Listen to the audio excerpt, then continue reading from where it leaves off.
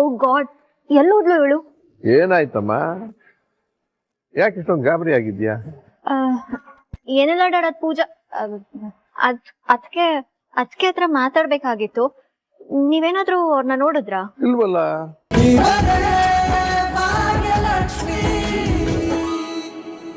ಈಗ ಅವನು ಸ್ಕೂಲಿಂದ ಬಂದ ತಕ್ಷಣ ಇನ್ನೊಂದ್ಸಲ ಮಾತಾಡ. ಗೆಳತಿ, ನನ್ಗೆ ಯಾಕೋ ಅರ್ಜೆಂಟ್ ಮಾಡೋದು ಬೇಡ ಅನ್ಸ್ತಾ ಇದೆ. ಸ್ವಲ್ಪ ಟೈಮ್ ತಗೊಳ್ಳೋಣ ಗೆಳತಿ. ಚೆನ್ನಾಗಿ ಹೇಳಿದೆ ಫ್ರೆಂಡು ನೀನು. ಭಾಗ್ಯನ ಹತ್ರ ನಿನ್ ಪ್ರೀತಿ ಹೇಳ್ಕೊಳಕ್ಕೆ ಇಷ್ಟೊಂದು ಟೈಮ್ ತಗೊಂಡೆ. ಇನ್ನು ಇವನ ಹತ್ರ ಹೇಳಕ್ಕೆ ನೀನ್ ಎಷ್ಟು ತಗೋತೀಯೋ ನಾ ಬೇರೆ ಕಾಣೆ. ಲಿಟ್ರಲಿ ನನಗೂ ಹಾಗೆ ಅನಿಸ್ತಿದೆ ಗೆಳತಿ. ಭಾಗ್ಯನ ಹತ್ರ ಮಾತಾಡೋದಕ್ಕಿಂತ ಮಕ್ಕಳ ಹತ್ರ ಮಾತಾಡೋದೇ ಕಷ್ಟ ಅನಿಸ್ತಿದೆ. ಮಕ್ಕಳ ಹತ್ರ ಮಾತಾಡೋದು ಕಷ್ಟ ಅಂತೀಯ? ಅದಕ್ಕಿಂತ ದೊಡ್ಡ ಕಷ್ಟ ಏನು ಗೊತ್ತಾ? ಒಂದು ಎರಡು ಮೂರು ನಾಲ್ಕು ಐದು ಎಷ್ಟು ಬಿಳಿ ಕೂದಲಾಗಿದೆ ಗೊತ್ತಾ? ನೀನ್ ಹೇಳೋ ಅಷ್ಟೊತ್ತಿಗೆ ಪೂರ್ತಿ ಬಿಳಿ ಕೂದಲು ಆಗೋದ್ರೆ ಆವಾಗ ಹಸೆ ಮಣೆ ಮೇಲೆ ಕೂತ್ಕೊಳ್ಳೋದು ಇನ್ನೂ ಕಷ್ಟ. ಆ ಕಷ್ಟ ಬೇಕಾ ನಿನಗೆ? ಗೆಳತಿ, ನನ್ನ ಕಷ್ಟ ನನಗೆ, ನಿಮ್ಗೆ ಹುಡುಗಾಟ ಅಲ್ವಾ? ಹುಡುಗಾಟ ಕೇಳಿಲ್ಲ ಫ್ರೆಂಡು, ನಾನು ನಿಜವಾಗ್ಲೂ ಹೇಳಿದೆ. ಅಲ್ಲ ಈಗ ನೋಡು, ಅದೇನೋ ಒಂದು ಹೊಸ ಟ್ರೈನ್ ಬಂದಿದೆಯಲ್ಲ, ಯಾವ್ದು ಹೇಳು? ವಂದೇ ಭಾರತ್ ಎಕ್ಸ್ಪ್ರೆಸ್. ಒಂದೇ ಭಾರತ್ ಪ್ರಸೆಕ್ಸ್ ಇದೆಯಲ್ಲ, ಆತರ ನೀನು ಜುಯ್ ಅಂತ ಹೋಗು ಅಂದ್ರೆ ಅದು ಯಾವ್ದೋ ಹಳೇ ಗುಡ್ಸ್ ಟ್ರೈನ್ ಇದೆಯಾ ನೋಡು, ಆತರ ಚಕ್ಕ ಬುಕ್ಕು ಅಂತ ಹೋಗ್ತೀಯಪ್ಪ ನೀನು. ನೋಡು, ಅದ್ ಏನ್ ಮಾಡ್ತೀಯೋ ನನಗ್ ಗೊತ್ತಿಲ್ಲ. ಈಗ ನೀನೇ ಹೋಗಿ ಹೇಳ್ತೀಯೋ ಇಲ್ಲ ನಾನು ಹೋಗಿ ಮಕ್ಕಳ ಹತ್ರ ಮಾತಾಡ್ಲೋ? ಅಯ್ಯೋ ಗೆಳತಿ, ಭಾಗ್ಯ ಅವನ ಹತ್ರ ಹೇಳಿರೋ ಎಡವಟ್ಟಿದ್ದರೆ ನಾನು ಇನ್ನೂ ಸುಧಾರಿಸ್ಕೊಂಡಿಲ್ಲ. ತನ್ಮಯ್ ಹತ್ರ ಹೇಳಿ ಅವನ್ ಕೋಪ ಮಾಡ್ಕೊಂಡು ಅದನ್ನ ಹೇಗ್ ತಡ್ಕೊಳ್ಳಿ? ಇಲ್ಲ, ನನ್ನ ಮಾತು ಕೇಳು. ಅಯ್ಯೋ ಗೆಳತಿ ಪ್ಲೀಸ್, ಸ್ವಲ್ಪ ಹೊತ್ತು ನನ್ನ ಪಾಡಿಗೆ ನನ್ನ ಬಿಟ್ಬಿಡಿ. ಅದ್ ಹೇಗ್ ಬಿಟ್ಬಿಡಕ್ಕಾಗತ್ತೆ? ಅಲ್ಲ ಫ್ರೆಂಡು, ಮದ್ವೆ ಮಾಡ್ಕೋ ಸಂತೋಷವಾಗಿರು ಅಂದ್ರೆ ನಾನೇನೋ ಹಾಳ್ ಬಾವಿಲ್ ಕಳ್ತಿದೀನಿ ಅನ್ನೋ ತರ ಮಾತಾಡ್ತಿದೀಯಲ್ಲ ನೀನು. ಅದ್ ಹಾಗಲ್ಲ. ಮತ್ತಿನ್ ಹೇಗೆ? ಅದು ಇದು ಏನು? ಐ ಮೀನ್ ಯಾವ ಮೀನು? ಗೆಳತಿ, ಭಾಗ್ಯ ಹೊರಗಡೆ ಏನೋ ಕೆಲಸ ಮಾಡ್ತಾ ಇದಾರೆ ಅನ್ಸುತ್ತೆ, ಅವ್ರಿಗೆ ಸಹಾಯ ಮಾಡ್ತೀನಿ. ಫ್ರೆಂಡು,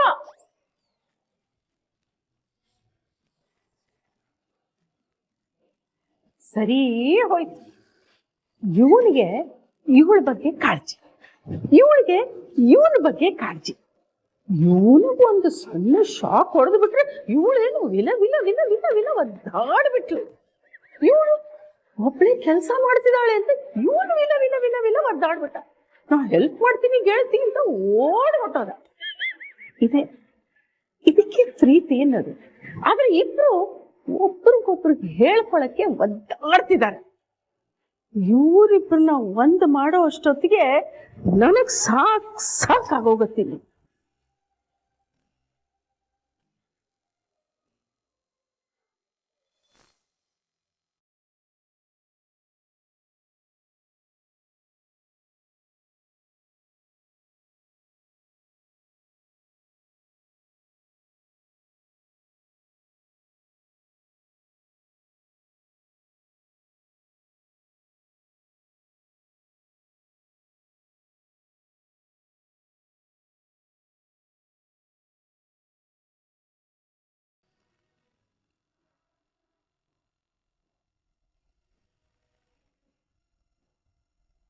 ನನಗೆ ಗೊತ್ತು, ಅತ್ತೆ ನಿಮ್ಗೆ ಏನೇನೋ ಹೇಳಿ ಕಳ್ಸಿರ್ತಾರೆ, ಅದನ್ನೇ ನೀವು ಹೇಳ್ಬೇಕು ಅಂತ ಇಲ್ಲಿಗೆ ಬಂದಿದ್ದೀರಾ ಅಂತ.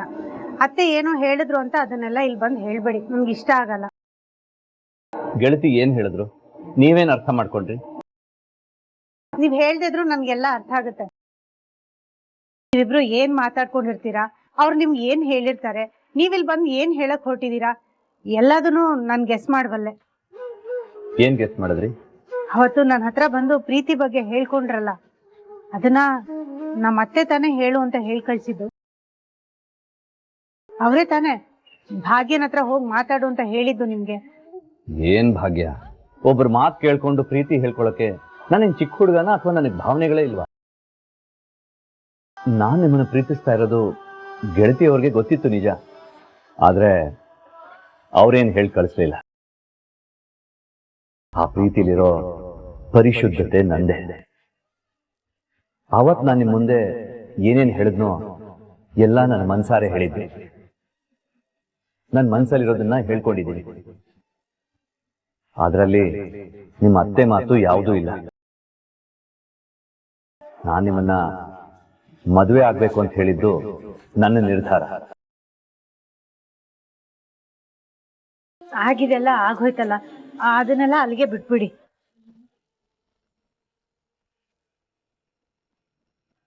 ಅಲ್ಲ, ನಿಮ್ಮಿಂದ ಈ ಉತ್ತರ ಕೇಳಕ್ಕ ನಾನು ಇಷ್ಟು ದಿನ ಕಾಯ್ತಾ ಇದ್ದಿದ್ದು. ನೋಡಿ, ನಾನು ನಿಮ್ಮನ್ನ ನಿಜವಾಗ್ಲೂ ಪ್ರೀತಿಸ್ತಾ ಇದ್ದೀನಿ. ನಿಮ್ಗಿನ್ನೂ ಟೈಮ್ ಬೇಕಾ? ತಗೊಳ್ಳಿ, ನಾನು ವೇಟ್ ಮಾಡ್ತೀನಿ. ನಿಮ್ಗೆ ಯಾಕೆ ಅರ್ಥ ಆಗ್ತಿಲ್ಲ ಆದಿಯವ್ರೆ?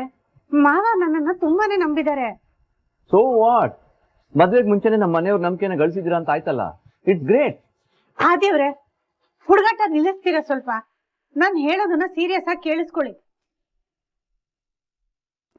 ಪಾಪ ಮಾವ ನಿಮ್ಮನ್ನ ಮದ್ವೆಗೆ ಒಪ್ಸೋ ಜವಾಬ್ದಾರಿನ ನನಗ್ ಕೊಟ್ಟಿದ್ದಾರೆ. ಅಂದ್ಮೇಲೆ ಅವ್ರಿಗೆ ನನ್ ಮೇಲೆ ಎಷ್ಟು ನಂಬಿಕೆ ಇರ್ಬೋದು ಅನ್ನೋದನ್ನ ಯೋಚನೆ ಮಾಡಿ. ಆ ನಂಬಿಕೆಗೆ ನಾನ್ ಮೋಸ ಮಾಡಕ್ ಆಗುತ್ತಾ ಆದಿಯವ್ರೆ? ಸಾಲದಕ್ಕೆ ನೀವ್ ಬೇರೆ ಅವ್ರ ಮುಂದೆ ನಾನೊಂದು ಹುಡುಗಿನ ಪ್ರೀತಿಸ್ತಾ ಇದ್ದೀನಿ ಅಂತ ಬೇರೆ ಹೇಳಿದೀರ. ಅವ್ರು ಬಂದು ನಿಮ್ ಹತ್ರ ಆ ಹುಡುಗಿ ಯಾರು ಅಂತ ಕೇಳಿದ್ರೆ ಏನ್ ಹೇಳ್ತೀರಾ ಹೇಳಿ? ನೀವೇ ಅಂತ ಹೇಳ್ತೀನಿ. ಏನಂದ್ರೆ? ಹೌದು ಭಾಗ್ಯ, ನಾನ್ ಪ್ರೀತಿಸ್ತಾ ಇರೋದು ನಿಮ್ಮನ್ನೇ ಅಂತ ಹೇಳ್ತೀನಿ.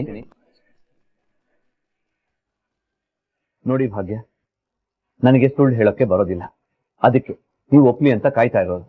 ಅದೆಲ್ಲ ಆಗದೆ ಇರೋ ಮಾತು ಆದಿಯವ್ರೆ. ಆಗುತ್ತೆ ಭಾಗ್ಯ, ನೀವು ಮನಸ್ಸು ಮಾಡ್ಬೇಕು ಅಷ್ಟೇ. ಆದಿಯವ್ರೆ, ಸುಮ್ನೆ ನಿಮ್ ಲೈಫ್ ನ ನೀವ್ ಹಾಳು ಮಾಡ್ಕೋಬೇಡಿ. ನಿಮ್ಗೆ ನಿಮ್ದೇ ಆದ ಒಂದ್ ಲೈಫ್ ಇದೆ. ಮದ್ವೆ ಆಗಿ ಚೆನ್ನಾಗ್ ಬಾಳ್ಬೇಕು ಅನ್ನೋ ಆಸೆ ನಿಮ್ಗಿಲ್ವಾ?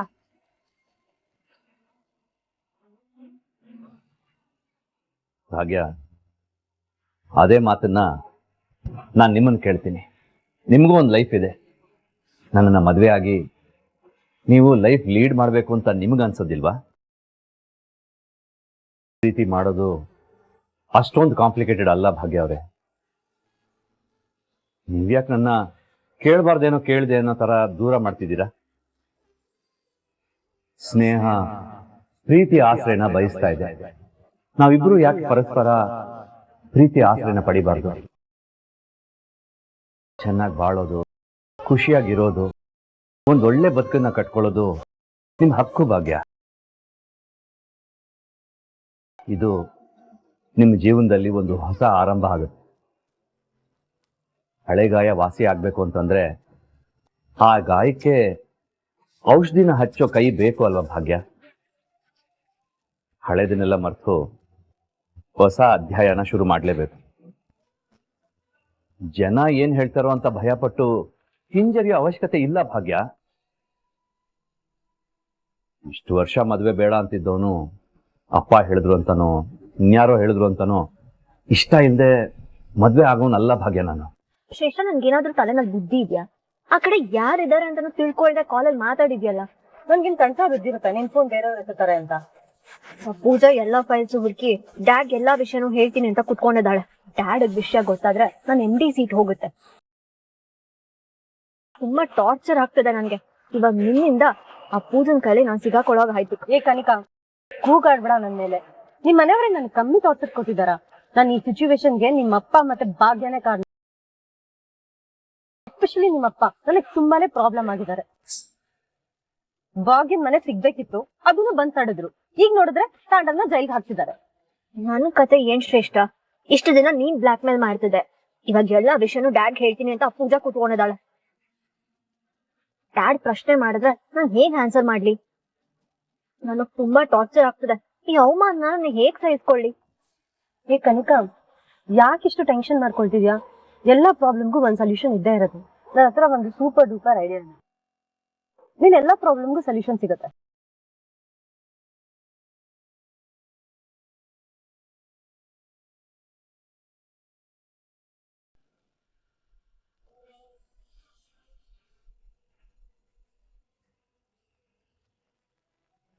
ಫ್ರೆಂಡ್, ಇಲ್ಲಿ ಯಾಕೆ ಕೂತಿದ್ಯಾ?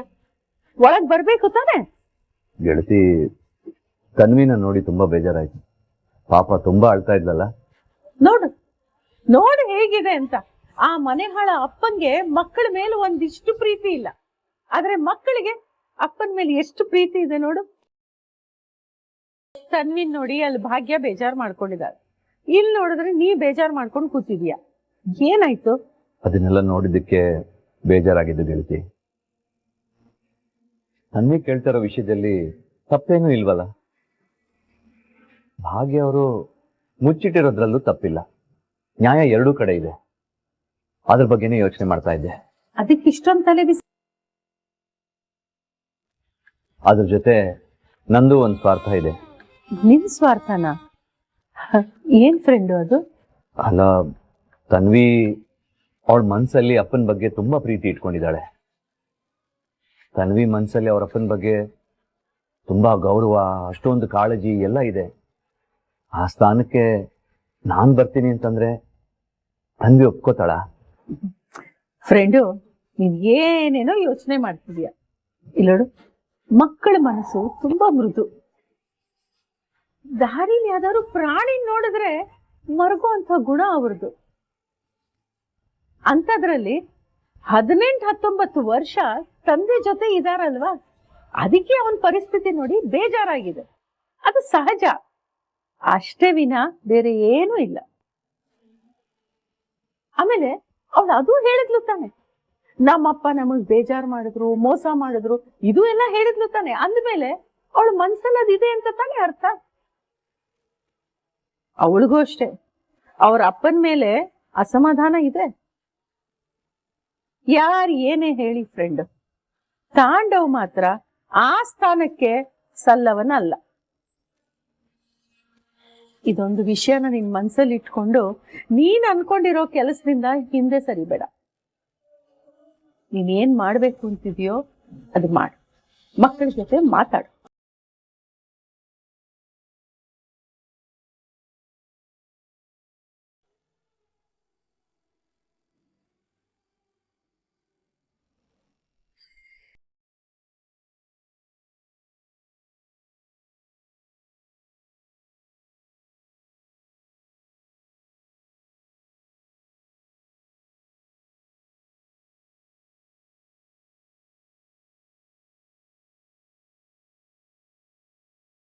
ಓ ಗಾಡ್, ಎಲ್ಲೋದ್ಲು ಇವಳು? ಏನಾಯ್ತಮ್ಮ? ಯಾಕೆ ಇಷ್ಟೊಂದು ಗಾಬರಿ ಆಗಿದ್ಯಾ? ಏನೆಲ್ಲ ಡಾಡ್ ಪೂಜಾ, ಅದಕ್ಕೆ ಹತ್ರ ಮಾತಾಡ್ಬೇಕಾಗಿತ್ತು. ನೀವೇನಾದ್ರೂ ಅವ್ರನ್ನ ನೋಡಿದ್ರಾ? ಇಲ್ವಲ್ಲ. ಅವ್ರೇನಾದ್ರೂ ನಿಮಗ್ ಕಾಲ್ ಮಾಡಿದ್ರಾ? ಇಲ್ಲ ಇಲ್ಲ. ಇದೇನಿದು ಇದ್ದಕ್ಕಿದ್ದಾಗೆ ಅವಳ ಬಗ್ಗೆ ಅಷ್ಟೊಂದು ವಿಚಾರಿಸ್ತಿದ್ಯಾ? ಏನಿಲ್ಲ ಡ್ಯಾಡ್, ಶೋರ್ ಅಲ್ಲ ಅವ್ರು ನಿಮಗ್ ಕಾಲ್ ಮಾಡಿಲ್ಲ ಅಲ್ಲ? ಇಲ್ಲಮ್ಮ, ಮಾಡಿಲ್ಲ ನನಗೆ. ಡ್ಯಾಡ್ ನೋಡಿಲ್ಲ ಅಂದ್ರೆ ಪೂಜಾ ಇನ್ನೂ ಬಂದಿಲ್ಲ ಅನ್ಸುತ್ತೆ. ಛ, ಎಲ್ಲೋದ್ಲು ಇವಳು? ಏನ್ ಮಾಡ್ಬೇಕು ಅಂತ ಅನ್ಕೊಂಡಿದ್ದಾಳೆ ಒಂದು ಗೊತ್ತಾಗ್ತಿಲ್ಲ. ಡ್ಯಾಡ್ಗೆ ಫೋನ್ ಕೂಡ ಮಾಡಿಲ್ಲ. ಇವಳ ಪ್ಲಾನ್ ಏನು ಅಂತಾನೆ ಗೊತ್ತಾಗ್ತಿಲ್ವಲ್ಲ. ಛ. ಕನಿಕಾ, ಏನು ಪೂಜನ್ ಬಗ್ಗೆ ತುಂಬಾ ವಿಚಾರಿಸ್ಕೊತಾ ಇದ್ದೆ, ಏನಾದ್ರೂ ವಿಶೇಷ ಇದೆಯಾ? ಏನಿದು, ಇವನೊಂಥರ ಮಾತಾಡ್ತಿದ್ದಾನಲ್ಲ, ಯಾಕೆ? ಪೂಜಾ ಏನಾದ್ರೂ ಎಲ್ಲಾ ವಿಷಯನೂ ಹೇಳ್ಬಿಟ್ಲಾ? ಕನಿಕಾ, ನಿನ್ನೆ ಕೇಳ್ತಿರೋದು, ಏನ್ ಸುಮ್ಮನಾಗ್ಬಿಟ್ಟೆ? ಏನಿಲ್ಲ, ನಾನು ಪೂಜನ್ ಹತ್ರ ಮಾತಾಡ್ಬೇಕಾಗಿತ್ತು. ನನಗ್ ಸ್ವಲ್ಪ ಕೆಲಸ ಇದೆ, ನಿಂಗೆ ಆಮೇಲೆ ಸಿಗ್ತೀನಿ.